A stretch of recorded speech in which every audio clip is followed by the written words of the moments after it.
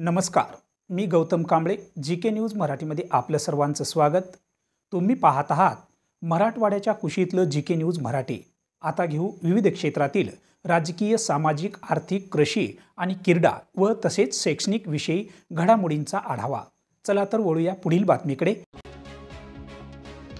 जुन्या भांडणाच्या कारणावरून आरोपी युवकांनी काठीने व डोक्यात दगड घालून खून केल्याची घटना 18 एप्रिल 2025च्या रात्री 10 ते 11 वाजण्याच्या सुमारास ही घटना किनवट शहरातील सुभाषनगर येथील सार्वजनिक रोडवर घडली आहे.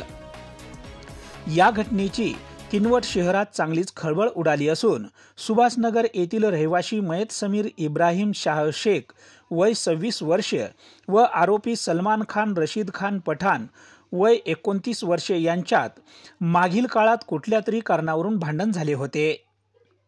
त्याच मागील भांडणाच्या कारणावरून आरोपी सलमान खानने मयत समीर शेख यांच्या डोक्यात काठीने व दगडाने मारून खून केलाय. या घटनेची माहिती किनवट पोलिसांना मिळताच पोलिसांनी जाय मोक्यावर जाऊन पाहणी केली आहे. मयताचे नातेवाईक रजियाबी इब्राहिम शाह शेख वय 49 वर्षे यांनी किनवट पोलिसात तक्रार दिल्याने किनवटचे पोलीस निरीक्षक सुनील बिर्ला यांच्या आदेशावरून पोलीस उपनिरीक्षक दिनेश येवले यांनी 19 एप्रिल रोजी कलम 103 भारतीय न्याय संहिताप्रमाणे गुन्हा दाखल केला आहे. तसेच आरोपीस अटकही करण्यात आली आहे. पुढील तपास पोलीस निरीक्षक देविदास चोपडे हे करीत आहेत. Bureau report, GK news, Kinwat, Nanded.